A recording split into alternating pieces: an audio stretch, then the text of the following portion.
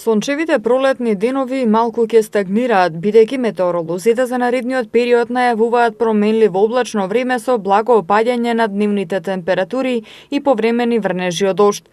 Кон крајот на оваа и почетокот на идната недела, како што соопшти од Управата за хидрометеоролошки работи, локално ќе има појава на нестабилна облачност со пороен дожд и грмежи.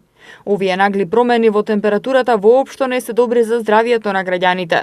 За температурните осцилации предупредуваат и лекарите од итната медицинска помош и посочуваат дека граѓаните треба да бидат внимателни. Според лекарите, најмногу на удар се хронично болните лица, па затоа апелираат хронично болните лица редовно да ја земаат терапијата и да се консултираат со матичните лекари. Со цел граѓаните да си го подобрат здравието, лекарите апелираат за редовно пешачење и било каква друга активност. Тие што многу седат во текот на денот, ризикуваат со тоа да немаат добро здравје. Се што треба да се направи е да се излезе надвор и да шетате.